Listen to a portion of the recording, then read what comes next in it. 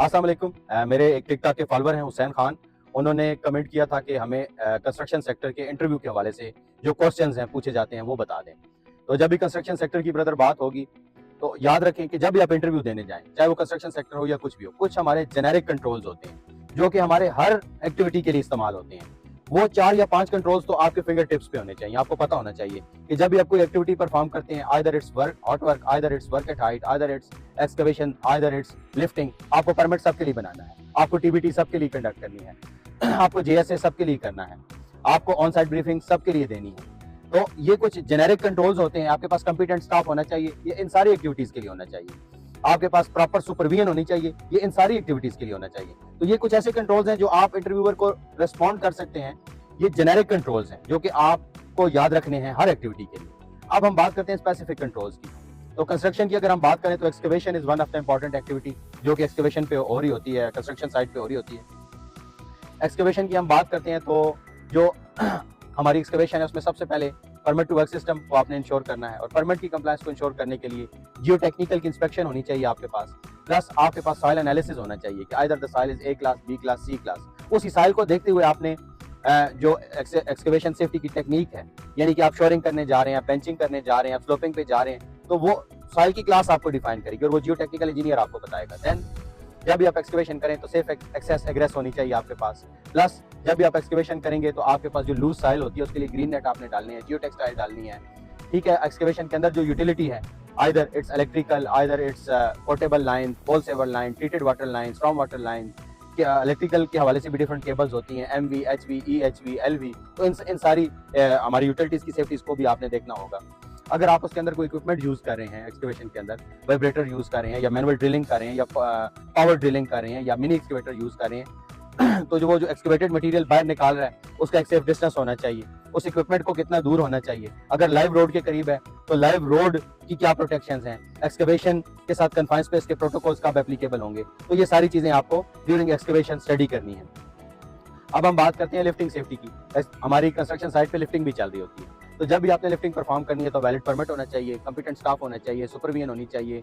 अब स्पेसिफिकली जब हम लिफ्टिंग की बात करते हैं तो लिफ्टिंग में आपके पास जो लिफ्टिंग गियर्स हैं वो सर्टिफाई होने चाहिए। आपके लिफ्टिंग ऑपरेटर के पास थर्ड पार्टी सर्टिफिकेशन होनी चाहिए, आपके रिगर के पास थर्ड पार्टी सर्टिफिकेशन होनी चाहिए, आपके पास लिफ्टिंग प्लान होना चाहिए। लिफ्टिंग प्लान में आपका टोटल वेट या लोड होना लिखा होना चाहिए, और उस प्लान में आपके पास आपका रेडियस, बूम लेंथ, आपका सेफ वर्किंग लोड, आपके रिगर्स के नाम, उनकी कंपिटेंसी सर्टिफिकेट्स, ये सारी चीजें लिफ्टिंग में अटैच होनी चाहिए। प्लस मेरी नंबर ऑफ वीडियोस हैं जिसमें मैंने बताया कि लिफ्टिंग सेफ्टी में हम क्या चीजें देखते हैं, वो सारी चीजें आपने देखनी है। द थर्ड वन एक्टिविटी, हम हार्ड वर्क की अगर बात करें तो कंस्ट्रक्शन साइट पे हार्ड वर्क बहुत ज्यादा परफॉर्म हो रहा होता है। तो हार्ड वर्क के लिए फिर मैं वही बात करूंगा, आपके पास परमिट होना चाहिए, आपके पास टीबीटी होनी चाहिए, आपके पास जेएसए होना चाहिए, आपका स्टाफ कंपिटेंट होना चाहिए। तो ये सारी चीजें हार्ड वर्क में होनी चाहिए। अब आप जब मैं स्पेसिफिकली दोबारा हार्ड वर्क की बात करता हूँ, तो जब भी आप हार्ड वर्क परफॉर्म करते हैं अपने एरिया को free of combustible flammable material कर लें, एक्सक्लूजन जोन डेवलप कर लें, एरिया कॉर्डन ऑफ कर लें, फायर वॉचर खड़ा कर दें, फायर एक्सटिंग्विशर पास रखें, गैस कटिंग कर रहे हैं तो फ्लैश बैक अरेस्टर होने चाहिए आपके पास। आपकी जो गैस की होजेज हैं वो ट्विस्टेड नहीं होनी चाहिए, कट्स नहीं होनी चाहिए, खराब नहीं होनी चाहिए, रेगुलेटर लगे होने चाहिए। आपके सिलेंडर्स जो है वो वर्टिकल कंडीशन में होने चाहिए, चेंड होने चाहिए, लॉक होने चाहिए, मूवमेंट ऑन ट्रॉली होनी चाहिए। एसिटिलीन और ऑक्सीजन को आपको दूर रखना है, एलपीजी और ऑक्सीजन को आपको दूर एक सेफ डिस्टेंस मेंटेन करना है। तो हार्ड वर्क सेफ्टी में आप इन सारी चीजों को देख लें। अब हम फोर्थ मेजर एक्टिविटी की बात करते हैं, that is work at height. अब मैं दोबारा से उन्हीं चीजों का जिक्र करूंगा। आपके पास परमिट होना चाहिए, आपके पास टीबीटी होनी चाहिए, आपके पास जीएससी होना चाहिए, आपका स्टाफ ट्रेन होना चाहिए जो कर रहा है, आपके पास प्रॉपर सुपरविजन होनी चाहिए। अब स्पेसिफिकली जब मैं वर्क एट हाइट की बात करता हूं तो एज प्रोटेक्शन होनी चाहिए आपके पास।